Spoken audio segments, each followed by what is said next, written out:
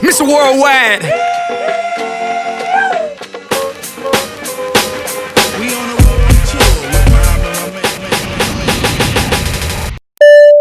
So what's happening, everybody? Welcome to a very special episode of Global Brothers Podcast. We're still in quarantine life, but we're fortunate. We're here. It's your boy, the Dandy, with you. And of course, my man, Big Heath. What's up, brother? Good. Boom, pound it.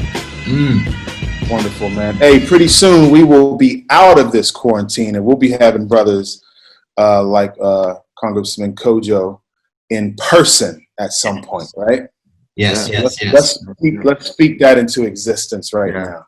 Exactly. We are pleased to be joined today by future Congressman Kojo Asamoa-Caesar, who is the son of Ghanaian parents. So what we call a dreamer in the U.S. He's got a very fascinating story, and we can't wait to dig into it. So welcome to Global Brothers Podcast, Brother Kojo.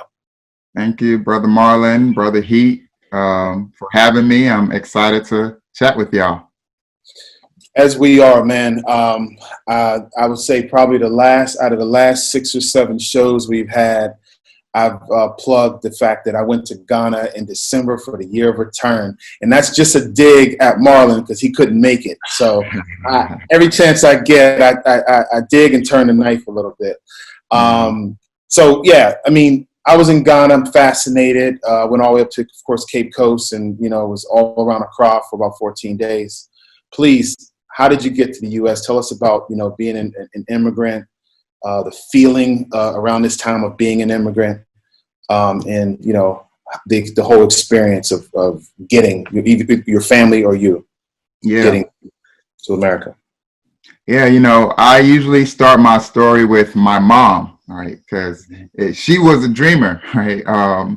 Before that term was, given to immigrants here, she was born in 1960 in Ghana, and this is, if you look at the context of what's going on in the world, she was born in the fall of 1960. A couple months later, John F. Kennedy would become president, right, and he would be this, young, charismatic figure. Touting America as this, land of dreams, and establishing programs like the Peace Corps, where you have Americans going to different nations and spreading the gospel of, what a great place America is. And so my mom comes of age in a time where she's seen America as the land flowing with milk and honey, right? It's the promised land. And I usually say this, when you're in Ghana, America, heaven is, this high, and right below heaven is America, right? And America might even be better than heaven because you don't have to die to go there, And so my mom was fortunate enough to apply for the visa lottery, and won, one of just a handful of people globally who get to win this visa lottery and get the opportunity to come to America. And so she's one of 9 siblings. She leaves her family behind, leaves her friends behind, familiar settings behind, and makes the 5,000-mile trek over the Atlantic to come to the United States. And she's 23 years old, right? So she lands in Alexandria, Virginia, about 15 minutes outside of Washington, D.C., the nation's capital. Her dream was to be a doctor. So she was dreaming big, being a woman, growing up in Ghana, not really seeing a lot of women doctors. She was dreaming big. She meets my dad when she arrives here. He's also emigrated from Ghana and was a recent arrival. They're part of a Ghanaian community in Northern Virginia. And then 3 years later, I come along. So 1983 is when she got here. 1986 is when I was born. And then that's when the story starts to get interesting. And some of the major themes that have been a through line in my story is the notion of the American dream, but also it's a double-sided coin, because on the other side is the American disappointment, right? So if you're in Ghana and you think America is heaven, but you get here and it's not quite heaven, right? Money doesn't quite grow on trees, so there's some disappointment that you have to deal with and grapple with. And my mom, she had finished sixth form, which was kind of like a associate's degree in Ghana. When she gets to the States, those don't transfer. So she has to start all over again. You know, my dad, his dream was to be rich, right? And he had seen the images of folks in the back of limousines sipping champagne, right, in America, and you get here and that's not the reality, right? And the only jobs that are really available to you are certain menial jobs, whether it's working as a security guard or driving a taxi, right? And so different people deal with, you know, what happens to a dream deferred, right? Deal with disappointment in different ways. And so, yeah, so for me, my mom became a single mom because my dad left. And she's working multiple jobs to put food on the table. She's going to school and she's trying to care for me, and it's tough. But she has this big family back in Ghana. And so they say, stop being silly, just send him back to Ghana so he can grow up here, be around his cousins, aunties, and uncles, and, you know, learn the language and all that. So the age of 2, I was sent back to Ghana, and I actually lived in Ghana from 2 to 10. All right. Wow. So. Okay. Well, just let me tell you, I want you to say more about going back to Ghana, that experience. Was it a culture shock for you? But I'm a little petty and I use every opportunity. So I'll just do this real quick. All right. Man, the jersey, the Black Stars jersey, always pulling out on me. When anybody brings up Ghana, Kojo, he pulls out the Black Stars jersey on me. Oh, yeah. Man, that's dope. That's real dope. Where'd you get that? In Ghana, of course. Right. It was. I'm sure you're familiar with the Art Center in Ghana. I believe. Is it? Say more about it. Where? It's an outdoor market. Yeah. But it's called the Art Center. You know, because of course you get art there, but it's not like an art museum like we would think about. I know what you're talking about. Yeah, it was a really nice place. I mean, I would love to go over there with a lot of money and just ship stuff, you know, back home. Yeah, you do all the negotiating with the people selling stuff, and yeah. I can't wait to get back to the Art Center because there's some things I want to just ship because they'll ship for you as well. Oh wow! So life in Ghana, man, those formidable years. Yeah, you know, I mean, it was awesome. I mean, I was 2 years old, so you know, I was very young when I arrived. So I just, you know, slipped right in, and I was a Ghanaian, you know, and my aunt, my mom's sister, you know, took me in as one of her own. She had 4 kids. I became a part of the family. And, you know, the values that were instilled in me growing up in Ghana are still the values that drive me to this day, right? Values like, you know, in Ghana, if somebody's not your mom or your dad, they're your auntie or your uncle, right? You know, and so there is this notion of the village, and it takes a village to raise a kid. You know, if you're walking back from school and you're cutting up in the neighborhood, and you know your neighbor sees you through the window, they can come out and handle, you know, business, and it is totally fine. Also, this notion of respecting your elders, right? And the wisdom that comes from folks who've been here before you, you know. And so if your elder says the sky is purple, right, you just nod your head and agree. And then just even kindness, right? Just being kind to people. And, you know, Ghanaians were very much, you know, Ghana is one of the sub-Saharan African nations that went through a bloodless revolution, right? We didn't fight a civil war. So we're not really fighters, right? We're going to talk. You know, we can talk for days and argue for days. And so there is that camaraderie, that conversation, that back and forth banter. And so yeah, we just love people, and we're good, you know, just good people. And so yeah, so it was great growing up in Ghana, going to school there. I loved, you know, there's this thing called bofrots. I don't know if you guys know about bofrots. You know, it's kind of like a little donut, you know, thing. Used to eat after school. And then there's the ice water, you know, there's ice water in a little bag that women are selling on the side of the road, you know, and they got their babies on their back. So it was just a beautiful upbringing. And I really enjoyed my time there. It's wonderful, man.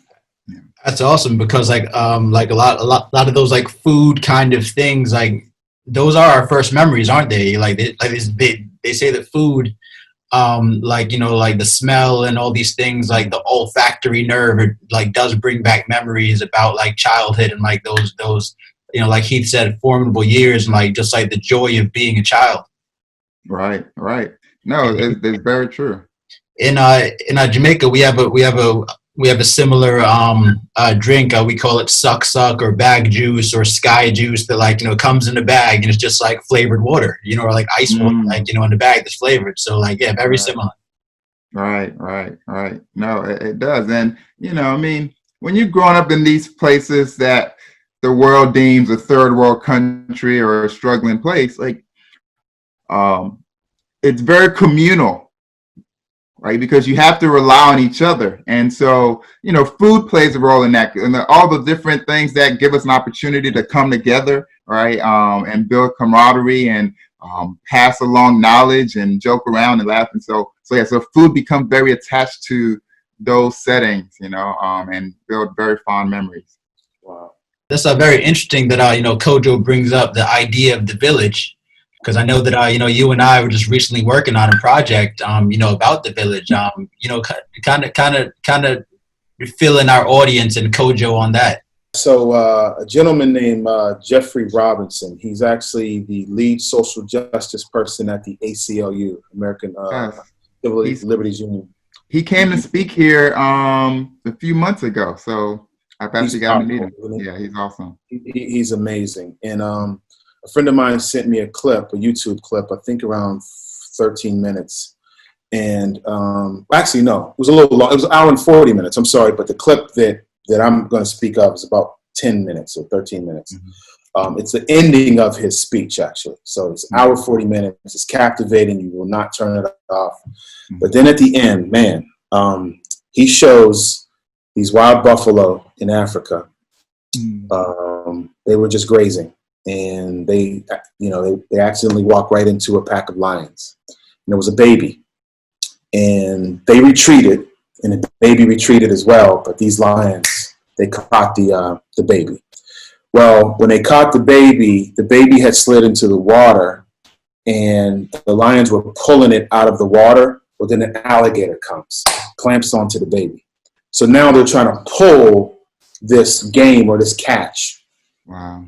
And Jeff Robinson is narrating this, talking about hopelessness, talking about racism, talking about white supremacy, talking about just you know, how things can just seem totally over for you and there's just no hope.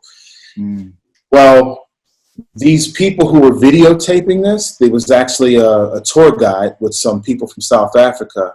They zoomed out and they showed this buffalo, probably 50 to 100 buffalo, came and attacked the lions because the lions had pulled the baby out of the water. So the alligator didn't win, but of course the baby was injured because it was clamped.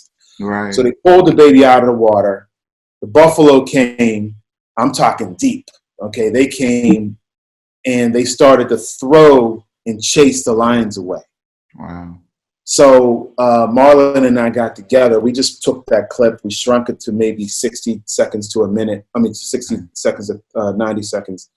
And we just talked about the village and how the village, we say a village to raise a child, but a village to protect the child as well. So, yeah, I'll send you that. It's actually on Instagram, so I'll just tag you so you can watch that.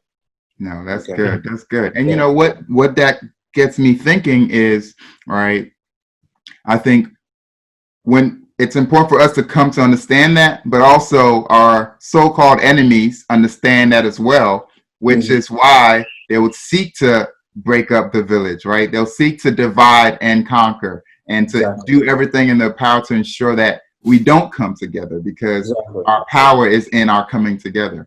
Yeah, definitely. Yeah.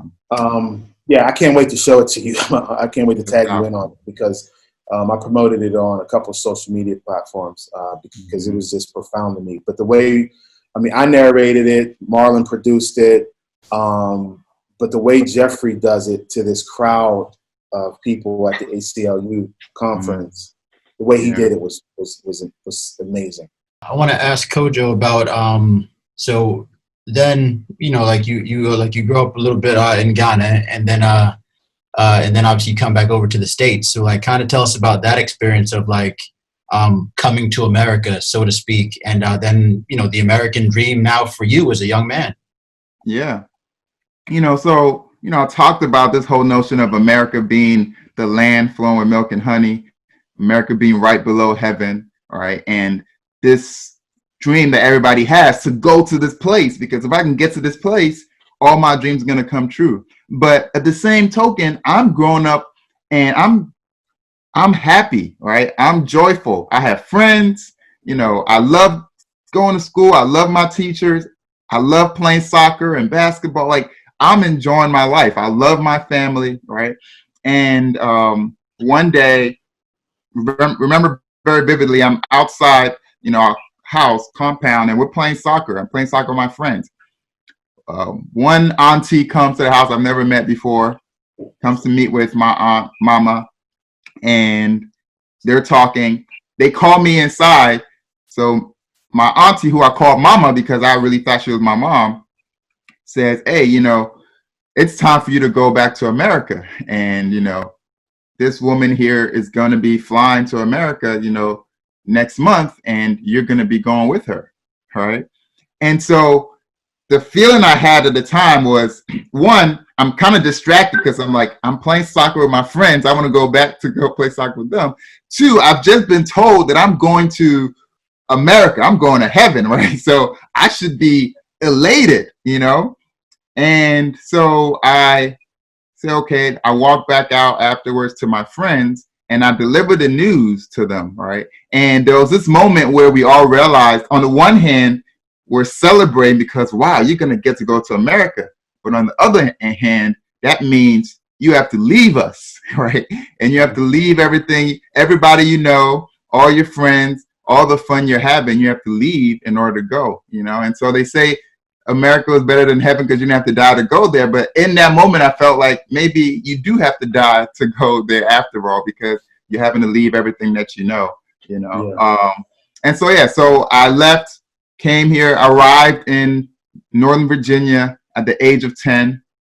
And, it's interesting because I, at a young age, was also grappling with why I was sent to Ghana, right? And the story that my auntie had told me was, my favorite movie at the time was Home Alone, right?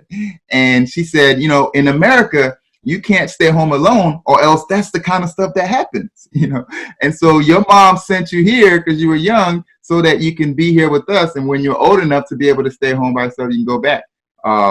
And so I came here and to the States.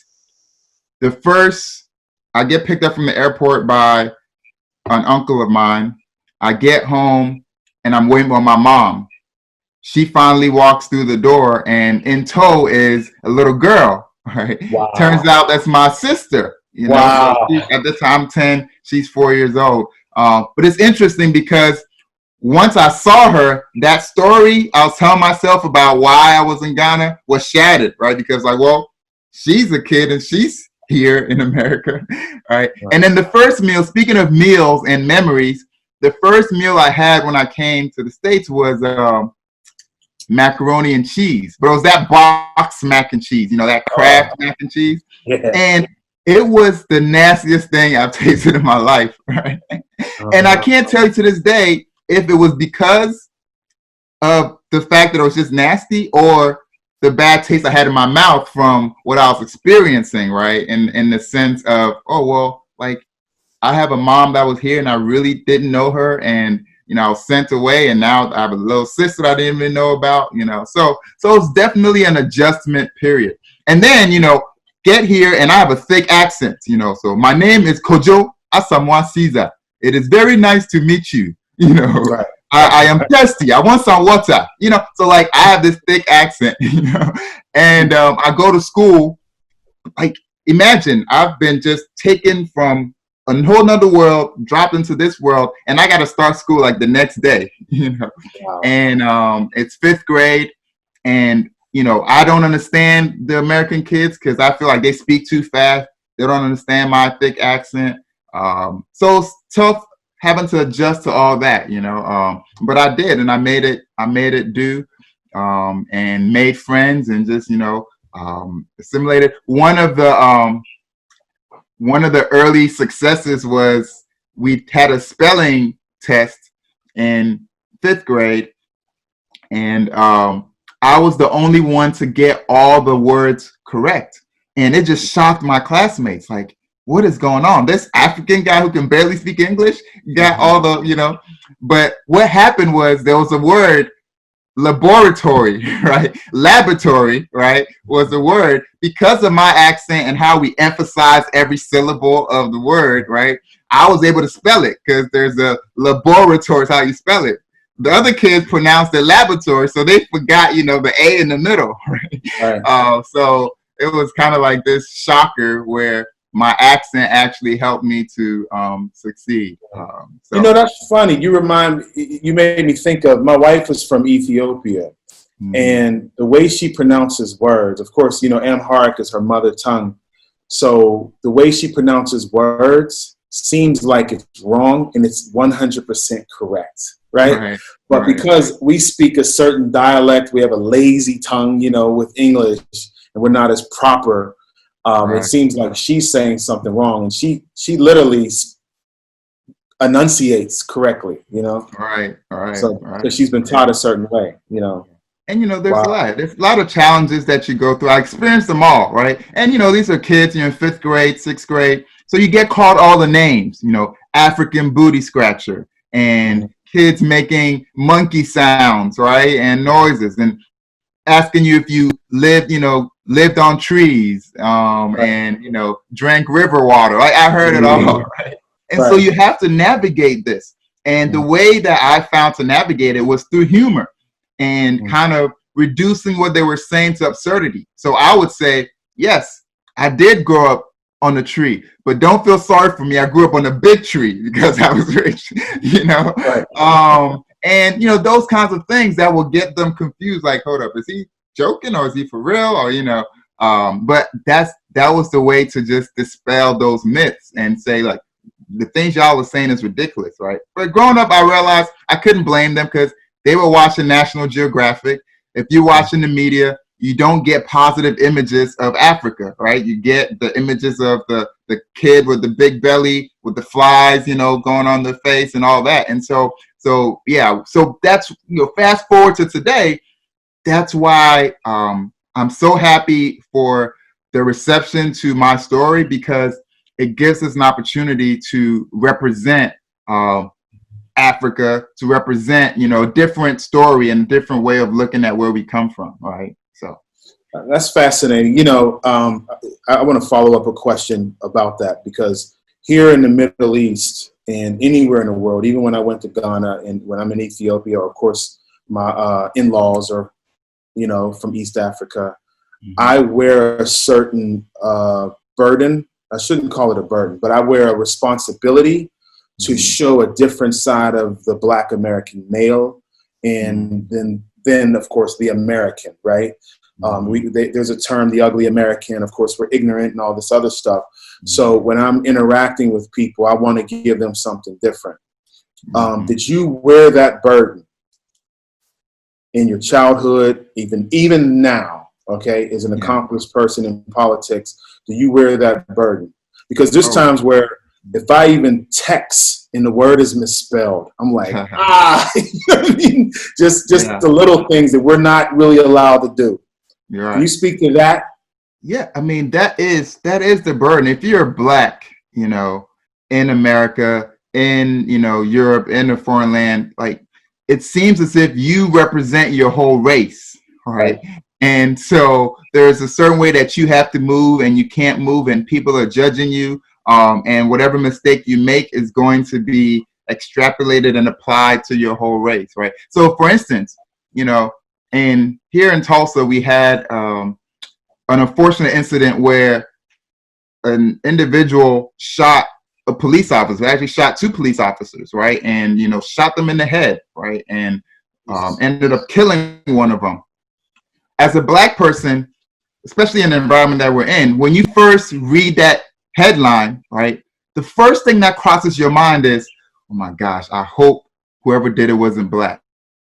Always. Right? Like that's what you're thinking, because you know what it means, for the rest of us. Right? When I was in law school, I went to College of William & Mary Law School, oldest law school in the nation, alma mater of a lot of the founding fathers. We were in a class of about 250, and we only had about 30 of us that were Black.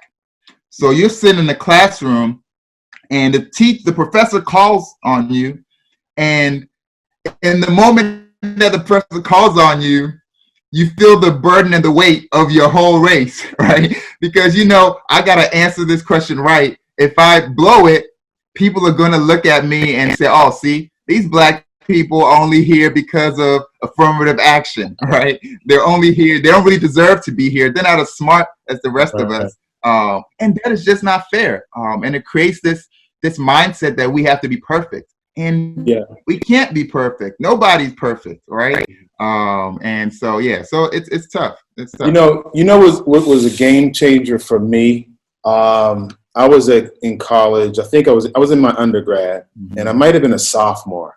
And I wasn't a great student. I was just getting by. I played sports, so all I was focused on is just being eligible to play the sports, basketball. And I can remember there was a test. It was after a test. The professor was passing out the results, and I ended up getting an A-. And before the teacher passed the results out, he wrote A's, B's, C's, D's, and a few of you failed it, right? So of course the pressure was ensuing as he was passing them out. I just knew I was in maybe the C range if I was lucky, right?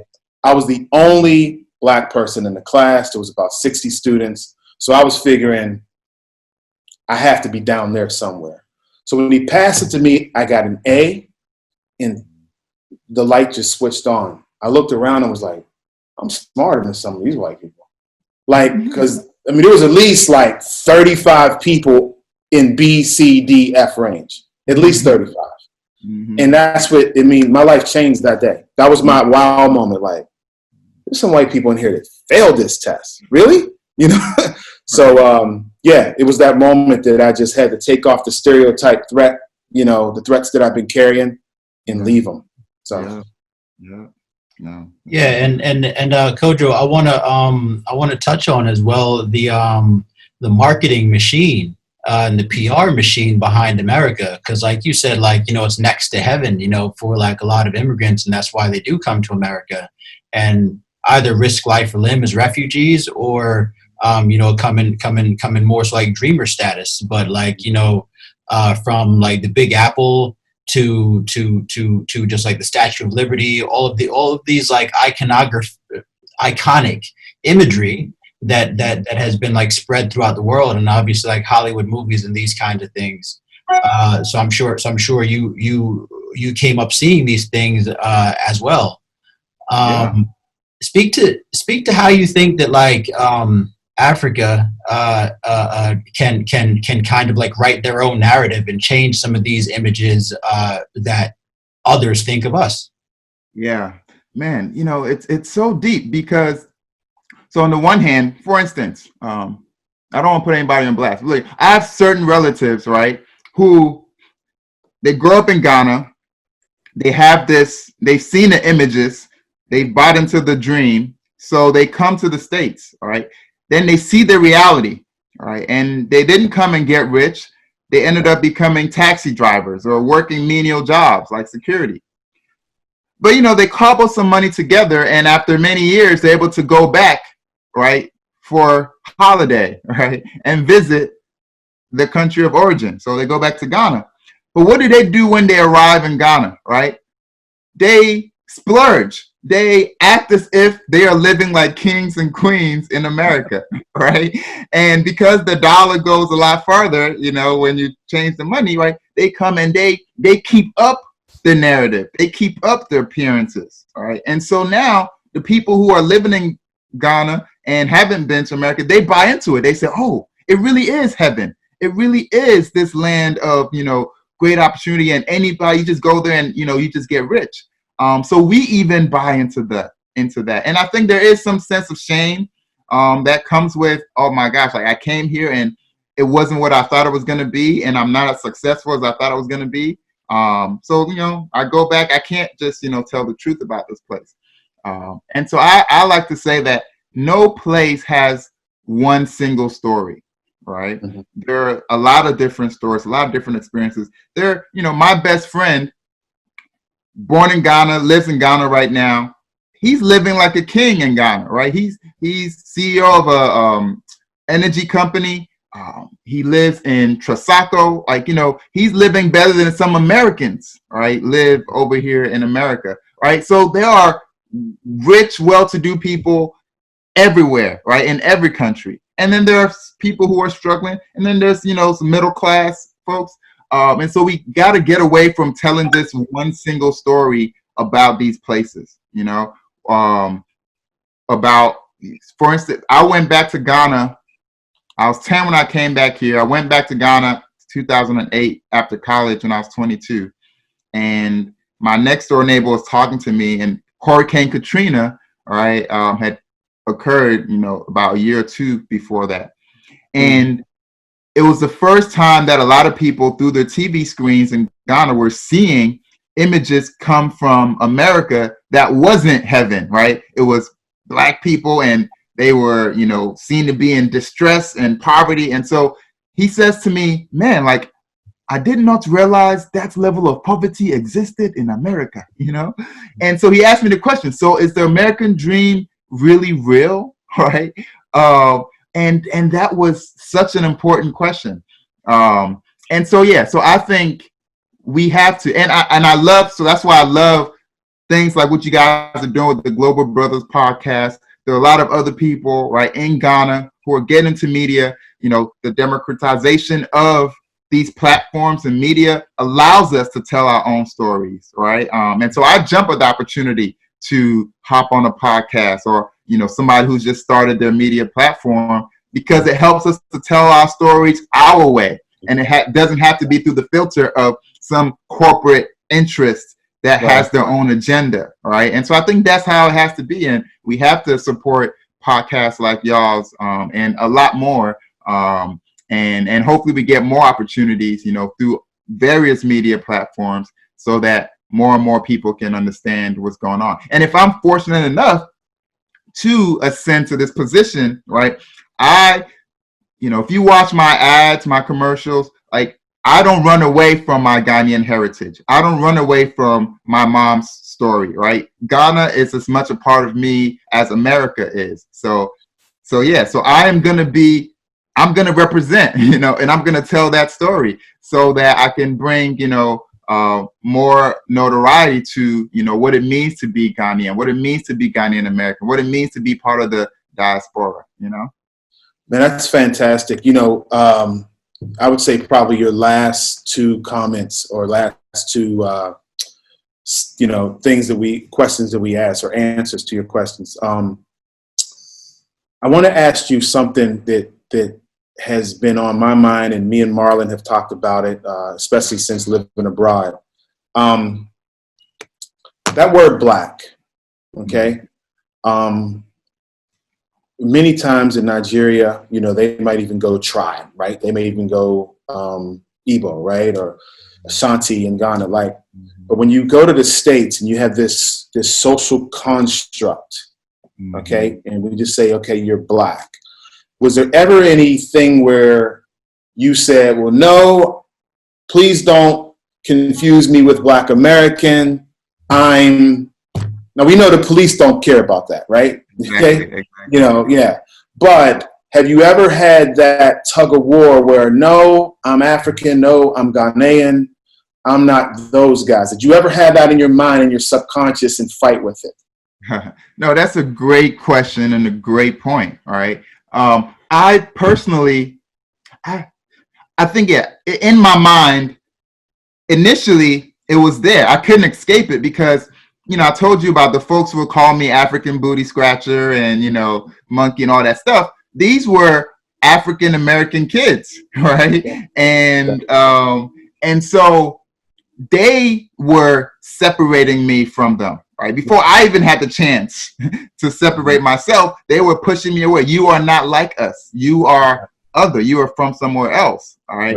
And in a sense, I was the one that was trying to say, hey, no, like, I'm just like you. In fact, I used to say, I'm actually African American, you know, because I have connections to Africa. Y'all don't have no, you know, you ain't never been, you know, you don't speak the language. So I was like, yeah, I'm truly African American. But no, it is real. And I have Ghanaian American friends who do embrace this whole notion of, you know, I am different from Black people. All right. Yeah. And in a sense, almost as a point of pride. I'm not as quote unquote ignorant. I'm not as, you know, into whatever. I'm not prone to violence or all these, you know, stereotypical things. And you cling to it because you think it's going to save you, you know? You think you almost can be maybe a model minority, right? I'm from Nigerian minorities. We have more engineering degrees than everybody else. So we know all these different things. But like you said, the police don't care about that. When they see you drive by, they see a Black person. I don't care if you're African, I don't care, Jamaican, whatever, right? And so for me, you have to get over that. In college, we hosted this event, I think it was called the Dividing Line, right? And we were in a room, two sides of the room, right? Chairs on either side, a line in the middle. And we had African students sit on one side, and then African-American Black students sit on the other side. And like, let's have this dialogue. Let's have this conversation about why we think we're different, right? And what are the commonalities between us? And what are the stereotypes that we hold about each other? All right, so it's interesting to hear African-Americans or Black Americans talk about how they feel as if Africans don't like them. Africans look down on them. Africans think they're you know, ignorant or, you know, prone to violence, all these different things. And then it was interesting to hear Africans talk about how African Americans think, oh, you just are African booty scratchers, or you just live on trees. You're uncivilized, right? Africa is just a place riddled with poverty, right? And so we started to talk about that. And then we started to talk about the history and start to see the common threads, right? When the folks from the New World came to Ghana and bought slaves, you know, bought human beings and enslaved them, those were Ghanaians, those were Africans. And they were shipped across the Middle Passage, and they came to Virginia and South Carolina and North Carolina, right? Those were Africans that would then now become the African Americans, right? And the same struggle too, even with while you had enslaved Africans in America, then you also have colonization, right? And you have those same actors coming to Africa and colonizing the nations of Africa and using the labor of those people, right? And to extract wealth. So we're going through the same struggles, and we have a common enemy, but we're fighting amongst ourselves, right? Right. You know, so thank you for sharing that. It's one of those things when you become enlightened, you know, like yourself, or if you're, you know, what they're calling a foundational Black American or the ADOS, whatever you want to call us in America, and you live abroad like we do, and you become enlightened, I'm very sensitive to that because I'm thinking Black is Black, right? Melanin is melanin. Botham John, may he rest in peace. Amadou Diallo, may he rest in peace. You know, when they came over to the USA, their untimely demise was due to being Black. Let's be frank. As a matter of fact, I even have a friend from Canada who he's a Nigerian Canadian. And, you know, when we were together a few times, people thought he was from the US. And his response was, nah, I'm Canadian. And after the third time or the second time, I was like, bruh, you know, you understand? Like, I was really sensitive. I was like, what, is that a bad thing to be a Black American? A Black Canadian's better? Like, you know, and as you know, Canada, and Canada doesn't have as many problems, but they don't have as many people as either. But there's problems everywhere with this imaginary social construct that they created. Mm-hmm. So I'm just happy that that movie. People might say, "Oh, it was make believe," but Black Panther, really, the year of return with Nana did back in December. Do you think, Kojo, that some of this Blackness and this Africanness, some of these things, like people are getting a more educated, and some of these things are becoming a thing of the past? Is things getting better? I definitely think there is an awakening happening, all right? And maybe some of the silver lining of this global pandemic is that it's caused us to pause, and certain distractions have been put aside, and then you have the events that are going on with, the racial unrest, and people are seeing police murder, right?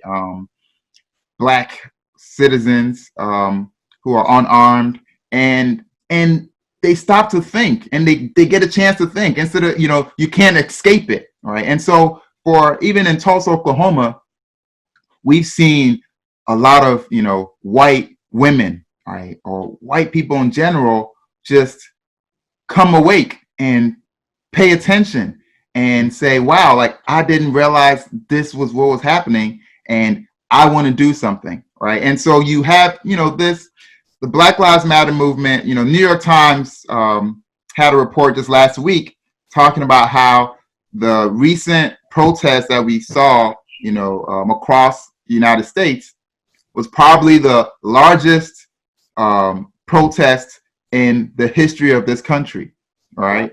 And it's different from the civil rights movement because it is very much a multiracial coalition of folks, right? In some of these protests, there are more white people than black people at them, right? So there's definitely a moment. This is definitely a moment, right? Mm-hmm. The jury is still out if it's going to be a movement, right? In terms of, the white folks that are becoming awake and joining this, are they going to stay? Or is it just going to be a trend for them, right? Hopefully they stay, and it has staying power.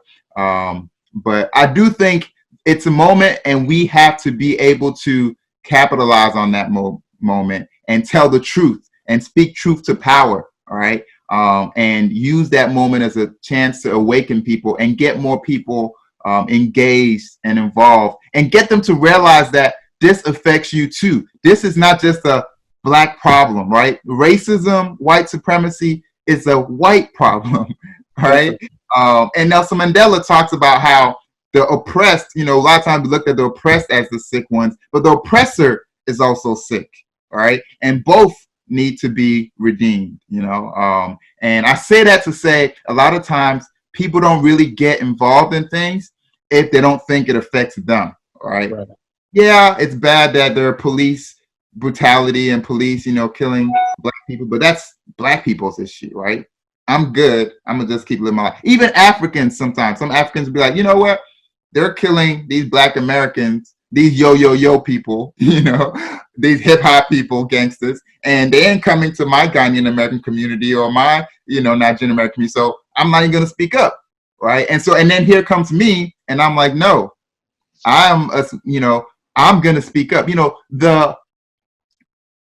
The vibe, the energy, the mentality as an immigrant in this country is almost like, hey, yo, this ain't your country, stay under the radar, don't try to rock the boat, and hope for the best, all right? But we have to get to the place where we say, no, I am in this country, I'm as much a citizen as anybody else, and I'm not just gonna sit on the sidelines. I'm gonna raise my voice, I'm gonna be fearless, I'm gonna be courageous, and I'm gonna speak my truth. And I'm going to connect with other people. And we're going to try to build an America that's as good as its promise. All right. We're not going to settle for the lie. All right. And so I do see some hope. I have to see hope because my own story, right, is one of hope. All right. And so I like to think that something is changing. I pledge to help build an America as good as its promise. Yeah. That's from Kojo. Amazing that you said that, and that segues and builds a perfect bridge over to what we're going to ask you next, which is why did you get into politics? Yeah. It wasn't something that I had planned on. I went to, so my mom, I come here at 10 years old. I get to really spend like 4 years with my mom. When I'm 14, she's 40, she suffers a stroke. All right. She's a few credits away from getting a degree in clinical technology, right? So all them years of, from 23 years old, she gets here, 40 years old, she's been working multiple jobs, going to school, right? All the stress, and we don't talk about that, and the mental health issues, all that, right? And so she suffers a stroke, and the whole left side of her body becomes paralyzed. And so she stays in the hospital for a few months, racks up a whole bunch of bills, can't afford it, goes bankrupt, and has to go back to Ghana, right, for family to help take care of her. So, right, so I live with my uncle, and thank God he took me in for the years I was in high school, those 4 years. And then when it came time to go to college, I was an independent student. I went to college, right, to make my way. And one thing led to another. I didn't know my dad. I hadn't met my dad. And but I became very successful in college, and I found my voice. By the time I was a senior, I was student body president, right, of a campus that was over 20,000 students.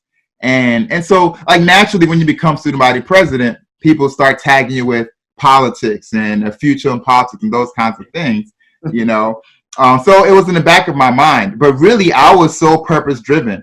And I just knew that I had talent and I had great potential. And I heard that from my teachers when I was in Ghana growing up. And I heard it from my teachers when I was in America growing up in elementary school and middle school, So I wanted to explore the limits of my potential, all right?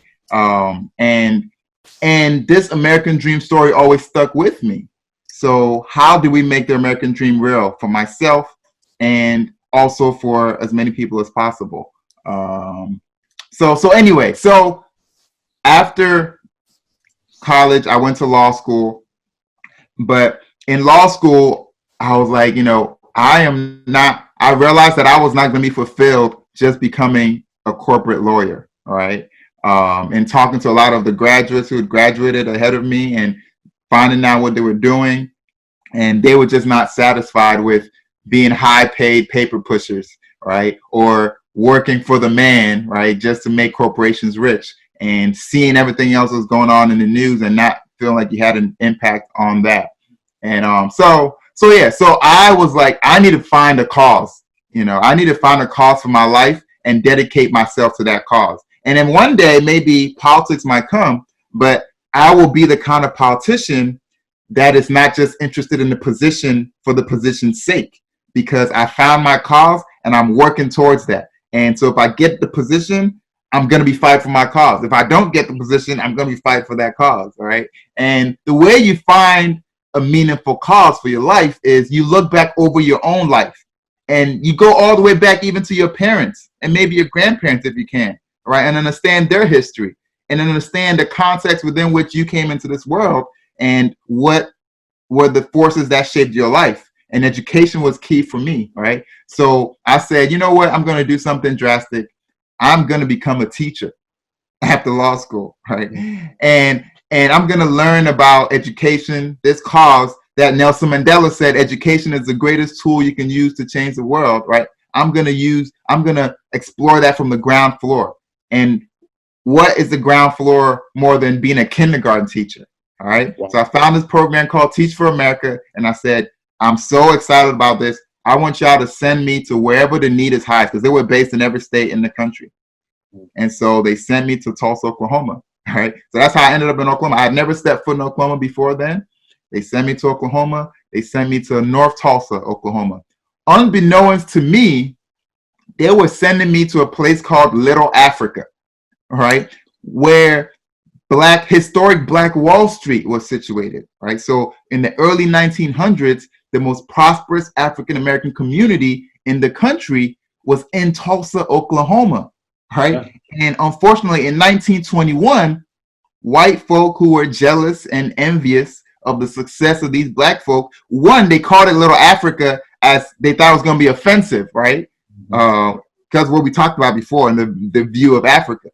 But anyway, they burned it down, right? Over the course of 2 days, they burned down this prosperous Black community, and then try to hide that history. So a lot of people didn't even know that history, all right? So anyway, so I get to really learn about this community and this history through the eyes of kindergartners who are the descendants of this great legacy, right? And I just fall in love with them. I fall in love with this community, and I become very passionate about ensuring that we can build sustainable communities where everyone has an opportunity to achieve their American dream, all right? And so that's what led me to this place now of, I've held a lot of different positions. I went from being a teacher, I worked in education policy, I was able to become a founder of an elementary school in this community. I was executive director of an incubator here in town, entrepreneurial incubator in town. And now I'm stepping up to run for office. Same cause, right? How can we ensure that we build communities where people can achieve their highest potential and fulfill their American dream? Because that's the idea of America in the first place, all right? So that's what brings me to this office. Well, I'm gonna let Dandy chime in. I know he's gearing up to ask you some questions, but I just want to say, man, I commend you, and I believe that there's a saying, the key to success is sincerity, and if people can't see that, if they can't see how sincere and authentic you are, then they're blind. So, Dandy, go in, man. I mean, since he brought up Tulsa, go ahead, man. I'm like chomping at the bit, because again, you just built another bridge directly across to what I was going to bring up next. That legacy of Tulsa, starting from the success of it, because oftentimes when we hear about Black Wall Street, people only bring up the destruction, and what happened over like those couple days. But that prehistory of how many doctors and lawyers and barbershops and mechanics and all of these Black-owned businesses, banks, these things. It was a successful, thriving Black community, and not just that, but obviously Rosewood as well, and a couple others, throughout America, during those times. So, for you as a immigrant. African immigrant, to be in that situation, and you ask, just like, send me where the need is, great, man. I'm getting goosebumps of just like the inspiration behind that, and then you just happen to land right there in Tulsa with that great legacy. Yeah, and because the universe, God, has a way of maneuvering and working. You talked about authenticity and sincerity. If you are seek to be authentic and genuine, and you seek to there's this hero's journey and embrace the adventure, right? Things will fall into place, and there's a magical quality to it. But when you look at the story of Black Wall Street, they were doing this at a time when there was, Jim Crow and segregation, and there were folks being lynched, right? And so there were tough times, right? And so it's got to inspire you that no matter what we're going through right now, right, it couldn't have been tougher than what they were going through and having to deal with, right? And yet still, they were able to, build such a community. And part of the story that people actually also leave out, it was burned down in 1921, but it was actually rebuilt, right? And Black Wall Street didn't actually reach the height of its financial success until 1941. So 1941 was the height of financial success on Black Wall Street. So the kind of resilience, right, that it took to be able to build in the first place was also the same that allowed them to rebuild it. And then desegregation happened, and urban removal happened, and all these policies that came down from the federal level to just put the death knell into it. And it reminded me to tell you a story about resilience as it relates to the diaspora and Africans coming from Africa to America later on, to make that connection. So, Kojo, you are a list of firsts. As I was doing my research, saw that you're the first Black nominee from Oklahoma District 1. youngest ever Democratic nominee for Oklahoma District 1, the first resident of North Tulsa to be nominee for Oklahoma District 1, and first Ghanaian American nominee for Congress. I wish we had an applause button, but I mean, like, this is your life, brother. You know, like, as they say, this is your life. Like, you know, how does it feel to like have the responsibility more so of those titles, so to speak? Yeah. You know, it's very interesting because for me, you know, it would have been different if I was seeking out, right, those superlatives, right? But I wasn't, you know, I was just seeking to make a difference, right? And, you know, one thing leads to another, and you follow your heart, and, you know, you go beyond the fear, right? And you say, I want to be fearless and I want to go for it, right? And why not me? And we are the ones we've been waiting for. And if not now, then when, right? And so when you do that, and then you come to find out, oh, wow, like I am the first and all these different things.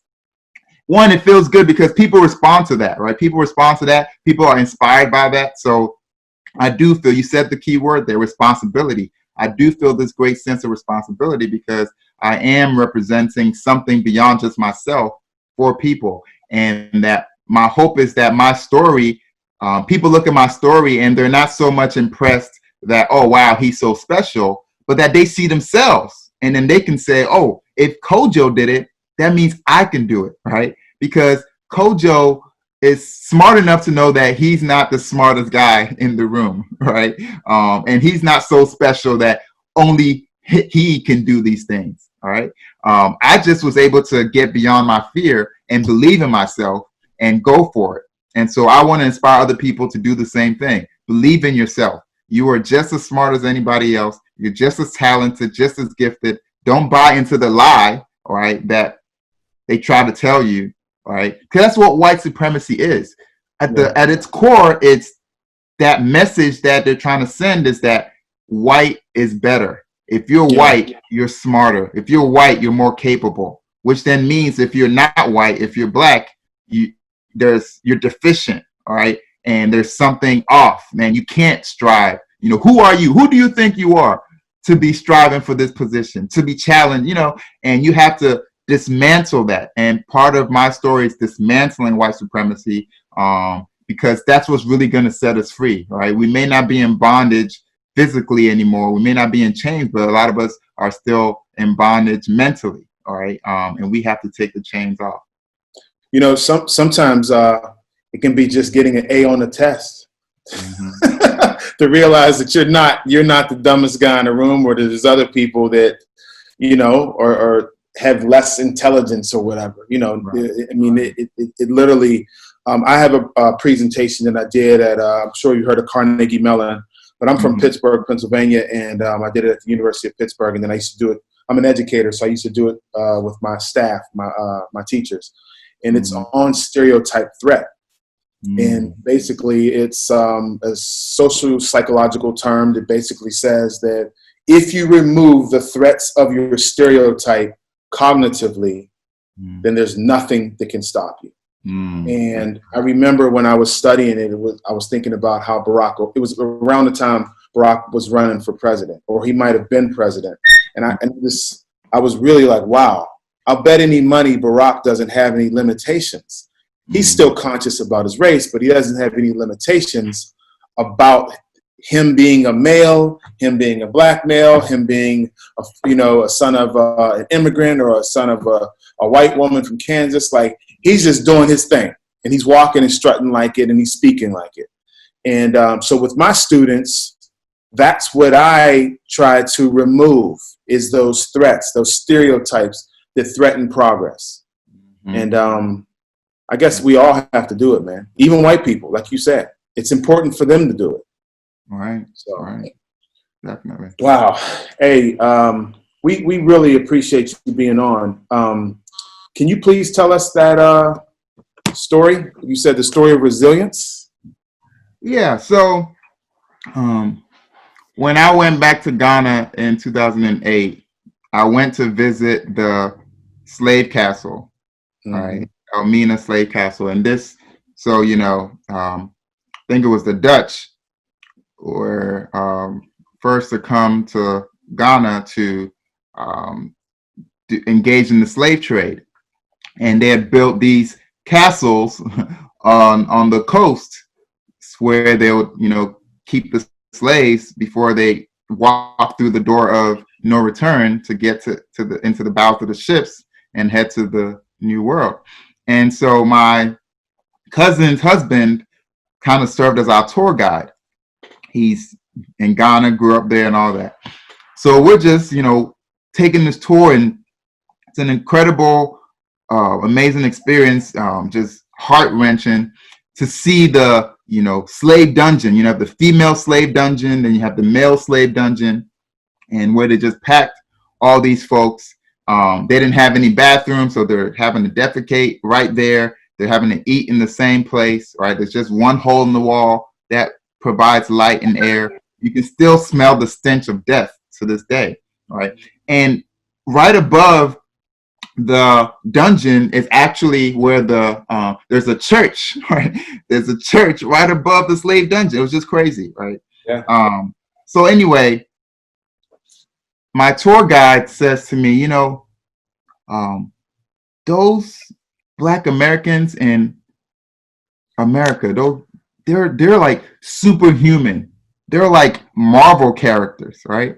I was like, oh, that's interesting. Because it's interesting coming from an African, right? Normally, Africans will talk about how, the Black people in America are lazy. They are, not taking advantage of the opportunities that they have that, people in Africa are trying to go to get, and these folks are already there and they're squandering it.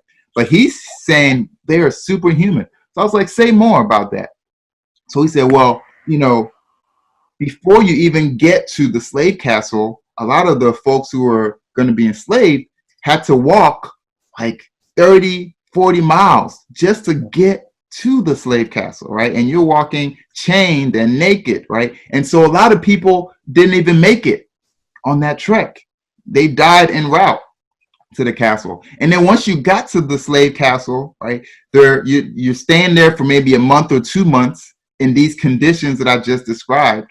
And then if you were too belligerent, they had these like solitary confinement, cages that they put you in, and, they'll beat you. And so a lot of people died at the slave castle. So if you were fortunate to survive the trek there and the conditions in that castle, your reward now is you're going to go through the door of no return and go into the ship. And then once you get into the ship to trek for the middle passage, right, you're laid there in the bowels of the ship like sardines, right? People are throwing up on each other. People have all these sicknesses, right? All these different things. And a lot of people don't make it. A lot of dead bodies at the bottom of the Atlantic because people died and they were just thrown overboard. And then some people couldn't even handle it. They're like, you know what? I'd rather die than to go be enslaved. So they just jumped, and they said it was so bad that the sharks came to just circle these ships because they knew there was going to be food coming. All right. Till this day, that's where the most sharks in the Atlantic are. Look at that. All right. And so if you were able to survive all of that, your reward is now you're in the new world and you're standing on the block to be sold as a slave, right? To be examined by some white landowner, all right? And to be branded as a slave to go onto the plantation in the extreme hot sun of the American South, right? And, the reason why they were so interested in Africans is because the Brazilians couldn't do it, right? The Asians couldn't withstand the heat, right? So we apparently were the ones that could withstand the heat, right? Because this was, sweltering heat. And so you have to endure the plantation, hard work, hard labor, right? And endure,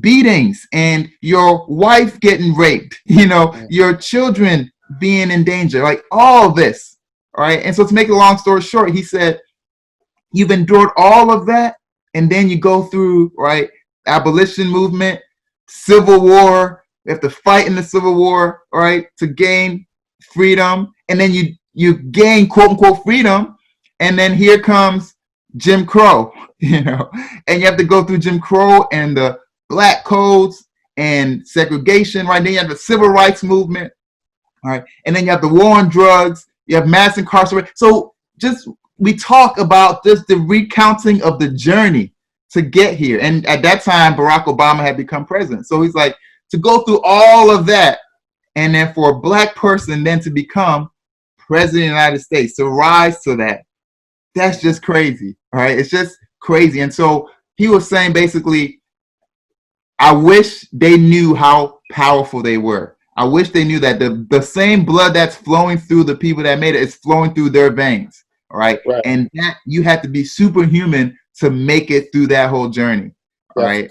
And so that was just a powerful story. And I was like, wow, like if I want to just have that in my mind every minute of every day, right? So that there's no room for a lack of confidence. There's no room for an inferiority complex. Like you have everything you need to be all that God created you to be and to accomplish anything you put your mind to, right? Because they did it and you can do it too.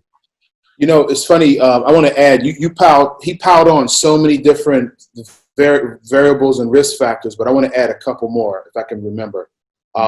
It was a 90-day voyage because those ships were schooners. So those ships went towards the current, right? So like that, what is it, the stream or whatever? That's how they went. And they had their longitude or their latitude or whatever together so it can get over there to the Caribbean or to Brazil. So 90 days, what happens to a woman every month in 90 days? Every 30 days, right? And then also on the ships, it was anarchy because there was no police, there was no laws. So slaves were raping women.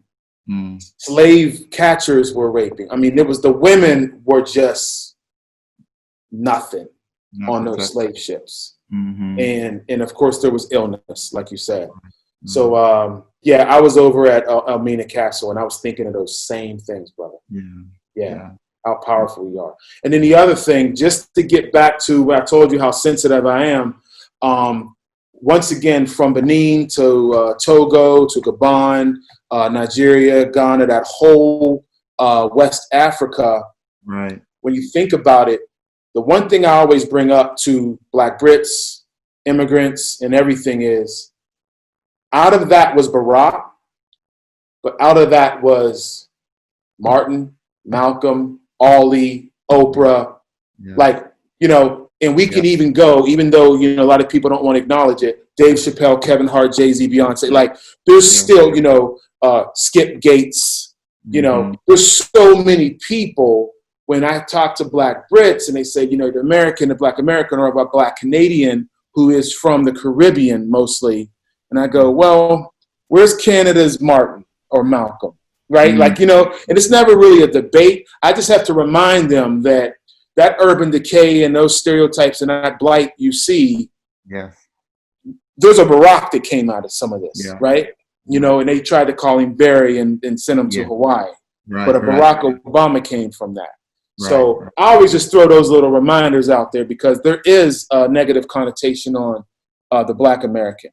And also another thing that it's become a focus of mine more recently is the fact that Black people in America are what made America the democracy that it is, right? Like it was written on paper, but Black people fighting for their freedom and their humanity, it's what actually has made those words more true than they were when they were first written, and there's more work to be done, all right? So America wouldn't be this democracy that they tout and go to other countries to fight wars to try to do nation building over there, right? If it wasn't for Black people in this country fighting to make it so, all right? So and the cotton gin, the slave labor boosted us past China and the UK as far as money, and I'm sure you know that.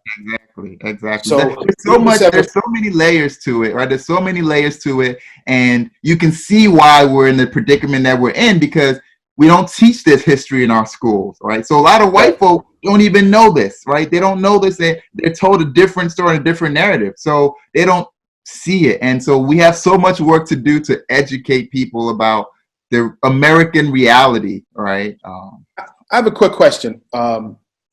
where you're located in Oklahoma, that used to be the Louisiana Purchase, right? Was it? Yeah. Well, was I it think. part of the? It I might have think. been in there. Yeah, It might have been. yeah. Yeah.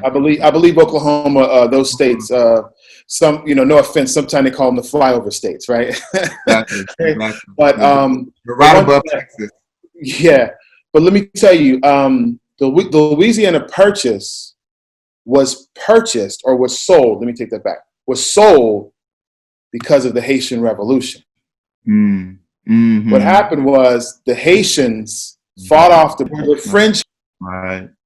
right? Mm-hmm. And they end up selling the Louisiana. I mean, it literally, the United States, that middle part of the country, that whole Trail of Tears, Right. is from Haiti. Right. There's a connection there. There's a financial connection Right. where the French had to sell the Louisiana area Mm-hmm. to the U.S. Right. Right. because they were under bankruptcy from fighting a war that they eventually lost. Right. Right. So, Yeah. I learned about that years ago. So it's something to say about the Haitians as well, Right. the Caribbean, Yeah. and how they Jamaica, who Marlon's from. I believe they had slave revolts that abolished slavery prior to American slavery, prior to 1865. Mm-hmm. So it's all like we're all connected, man. Right. We're all connected. Yeah. So this is powerful. This is powerful, and I knew that this was going to take this direction. So really happy that you've added this amazing fuel to the conversation, Kojo. I want to switch gears a little bit into you as the politician, and really I know that obviously you're a forward thinking person, so you already have your platform set. So it's not a political show, but I mean anything that you want to say about when you win. When you win. Yes. When, not if. Yeah.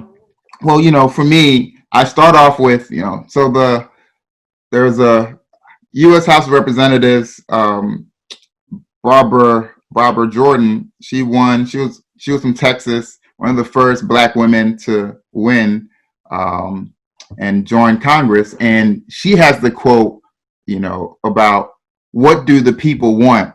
And her answer to that is the people want an America as good as its promise. All right.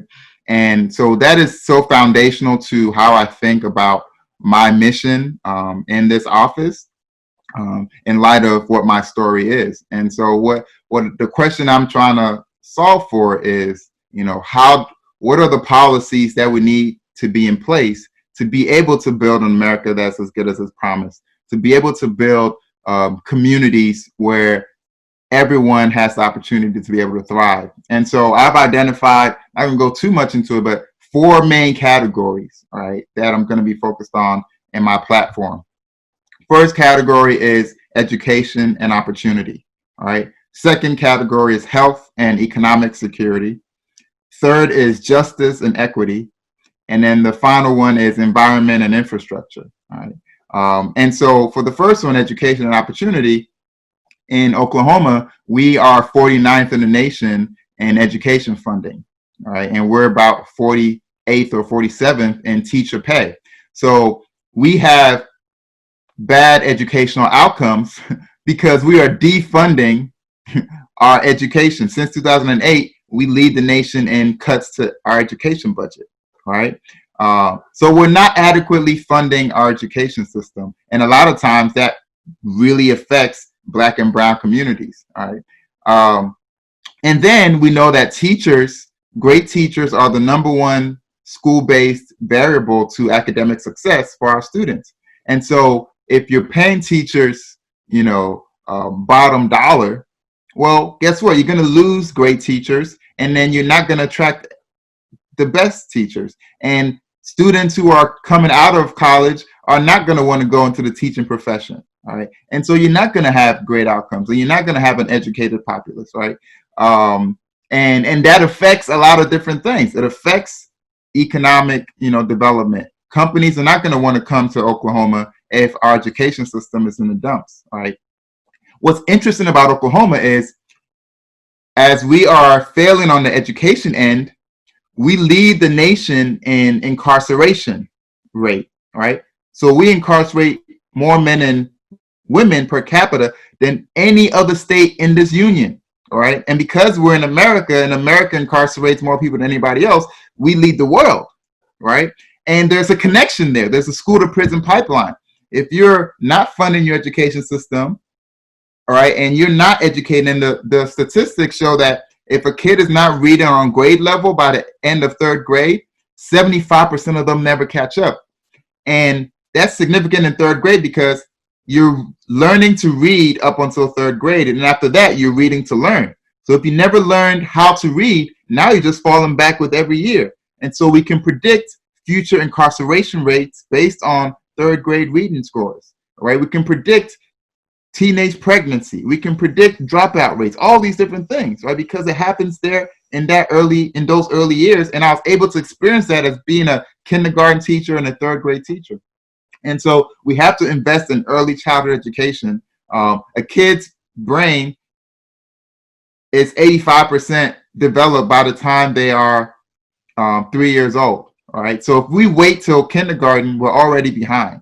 All right. So education is important, and it's also connected to criminal justice, right? We have to stop, we have to end the failed war on drugs, right? That was meant to just get Black and brown people in prison. We have to stop the over-policing of our Black and brown communities, all right? Where you have a bunch of police in the Black neighborhoods. Meanwhile, there's just as much drug use going on in the white neighborhoods, but nobody goes over there, all right? And then we pathologize, Blackness and brownness, right? We have to legalize marijuana for that exact same reason, right? Because, not because we want everybody to just be high and whatnot and unproductive, but because we use marijuana, right? Which is now legal in a lot of different states in the United States. And yet there are Black and brown people serving, serious time in prison for using this same drug, and so we have to legalize it to have a more just and equitable society, all right? And then, so it's a lot of different things, but you go down the list: health and economic security. In the wealthiest nation on earth, in America, where we preach the work ethic and we preach working hard to grow up to your dreams, but then when somebody gets sick in pursuit of that dream, they don't have access to quality, affordable health care. So my mom has no options other than going bankrupt, right? So nobody should go bankrupt just because they get sick working hard in pursuit of their dreams, right? If we're going to be America and brag about being the wealthiest nation on earth, right? So that has to happen. Also, we have a minimum wage that is $7.25, right? And we've had it for decades. You can't live. It's not a living wage. Nobody can live on that, all right? And so we have to raise that minimum wage, and it has to be a living wage, and it has to be attached to inflation, right? Because you shouldn't, my students' parents, a lot of them coming out of single parent households because this war on drugs has incarcerated a lot of their parents. Well, their mom is having to work 2-3 jobs just to put food on the table. And because of that, she can't be home to read to her kid. She can't be home to spend time with her kid, right? And then you don't get the educational outcomes, and then you blame her for being lazy. You blame the kid for not being smart enough, right? It's just messed up, right? And it doesn't really make sense. And so those are the things we have to do. And then at the end, with environment and infrastructure, right? In Tulsa, Oklahoma, we used to be the oil capital of the world, right? And a lot of what Black Wall Street, there was a lot of oil money that was able to help Black Wall Street. But we also know that our world is transitioning, right, away from dirty coal, right, and oil. And so we have to help lead this transition, and we have the opportunity to remake our economy. So similar to what maybe places like Dubai experience, or countries in the Middle East that are, oil rich, but really have to think about the future, right? When America is no longer dependent on the oil. So while you have the chance, invest in diversifying your economy, all right? And so for us here in Oklahoma, we have a chance to be part of the, clean, renewable, energy sources, all right? And build a new kind of energy to really boost our economy and bring in frontline communities, right? Like African-American community, Hispanic community that have been left out of our economies in the past, right? And the new jobs that we create, rebuilding our infrastructure and our energy can actually be high-paying jobs for these communities, right? So all these different things tie together, and the spirit of it is trying to build a more equitable society where we're expanding opportunity to more and more people, right, instead of restricting it. Because what Donald Trump says about make America great again, it's absurd, because when you look at what he's actually prescribing, it doesn't make America great again. The people who are supporting him, their lives don't become better just because you build a wall, right, at our southern border. That's not how you make America great. We're actually a nation of immigrants, right? And that's part of what makes us great. You know, if he's wanting to take away your health care, that is not going to make your life any better, right? I don't care if you live in rural America or urban America, all right? If your hospitals are closing down in the rural counties, it hurts you. You know, you're hurting just as much as the folks, right, in the inner cities whose schools are getting shut down and who don't have access to healthcare. So it's getting people to see that we share this. You know, we're in the same boat now, right? And we are in this inextricably tied. You know, in this, you know, mutuality of interest, and we have to have a shared vision and build an America that works for all of us. Because if I succeed, you succeed, right? If my kids succeed, your kids succeed. This is not a dog eat dog zero sum game, you know. And so those are the kind of things that I'm looking to do when I'm in Congress. Thank you for that. If you allow me to be a bit sarcastic, your platform is profound, and really it's common sense. But as they say, sense isn't that common. Right. So like, you know, all those sound, you know, great, and like definitely wish you the best with all that, and we're gonna definitely be following your race. I wanted to end where we began, which is in Africa. And being a global citizen. You're the perfect person to ask, because you've gone from there and to the States, and, you know, experience life on both ends. You know, how do you feel that having that global experience has helped you to grow, helped you to understand people better, and how do you feel that can also benefit young Black people in America to not just think that's the end all, and to know they have alternatives in various places like Africa, which has the fastest growing economies today? Yeah, you know, it's interesting because you don't realize it when you're in the American bubble, but in America, we're very self-centered and self-interested, right? And then when you travel, you know, I studied abroad in China, and I was just amazed by how much they knew about us here in America, right?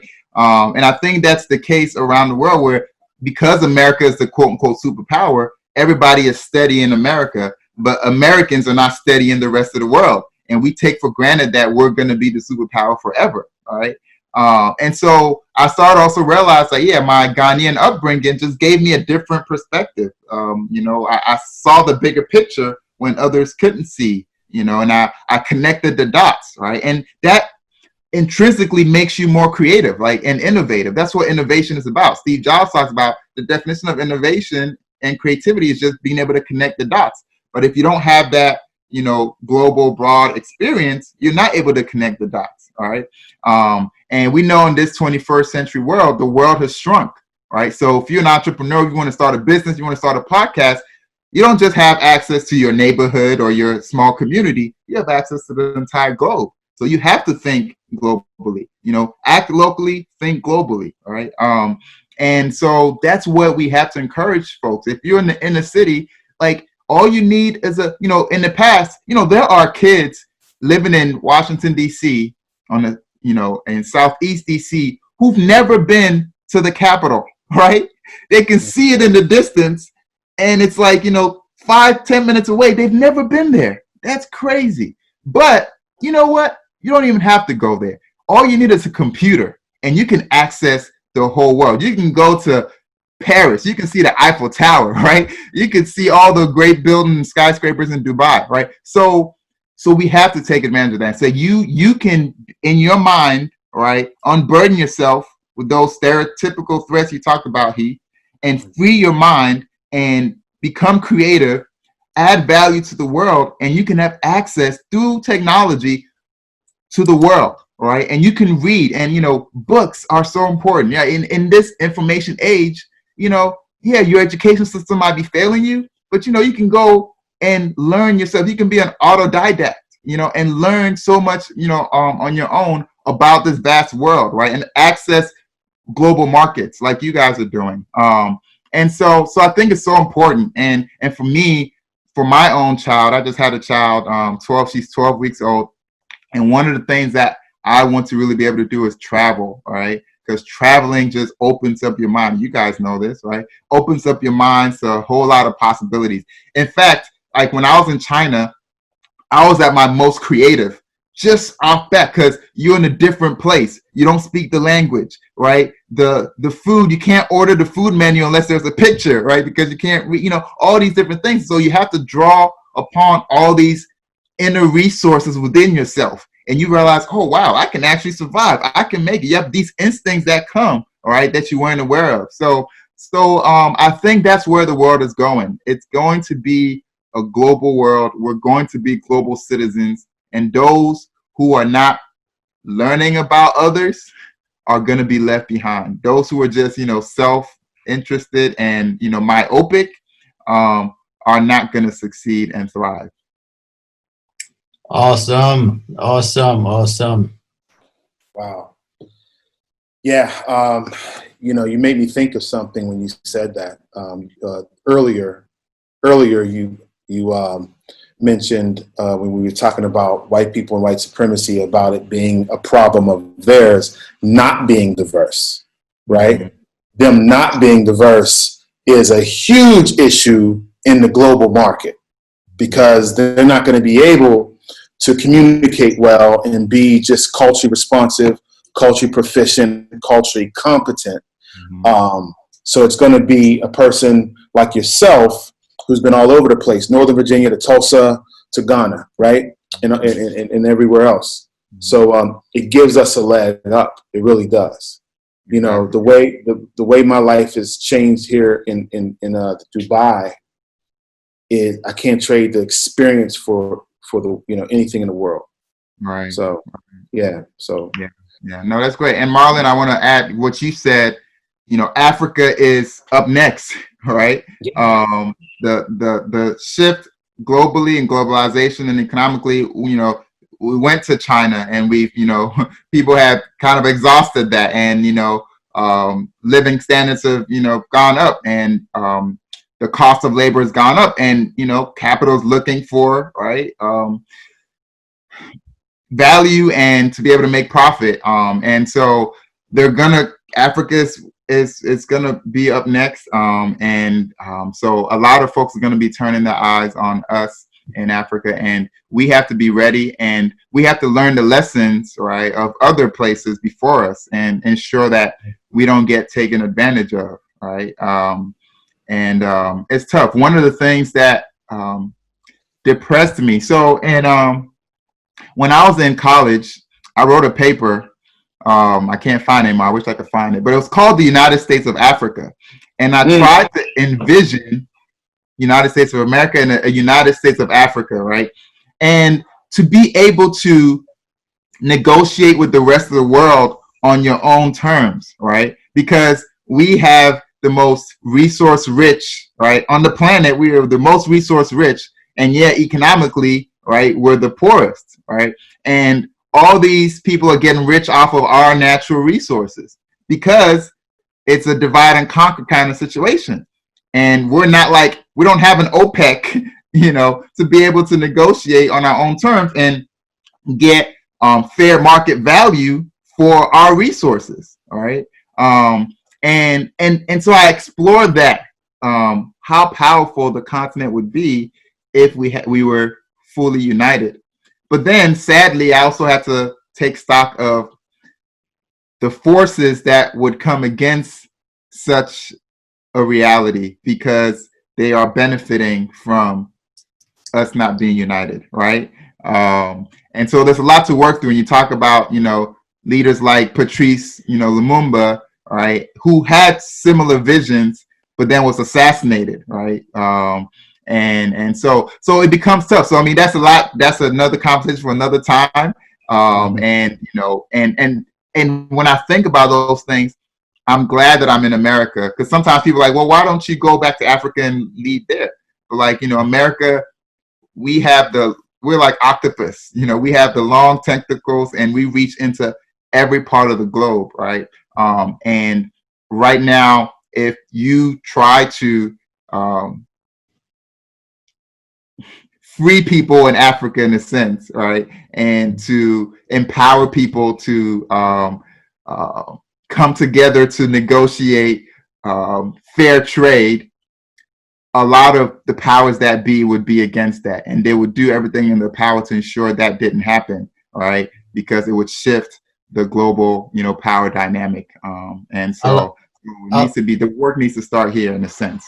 Yeah, I agree, and I'll comment on that in us closing that people like Dr.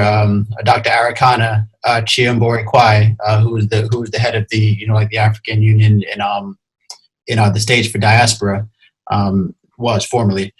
She's doing big things and taking big steps towards that. Obviously, educating diaspora and Black Americans about like our true connection and what we can do to like regain our power and these kinds of things. But she's based there in the States. Someone like yourself as well that's like also talking about those same things, United States of Africa, etc. It's great that you guys are there, because Africa needs allies within within America, and then to work together with the new crop of thought leaders that are coming up in Africa, because trust me, like things are changing, and it's a new day in many countries in Africa, and that we're starting to see. So yeah, like we're just thankful for that you're in the position that you're in, and you have the mindset that you have. You're striving towards galvanizing communities, there, as well as standing tall on your Ghanaian and African heritage. Amen. Well, it's been an amazing chat. Thank you so much, Kojo, for your time, brother. Could not thank you enough, really. Thank you all again so much for being here. And we always say at this time, live global and prosper. Peace.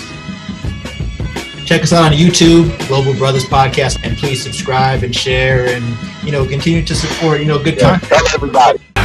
Mr. Worldwide.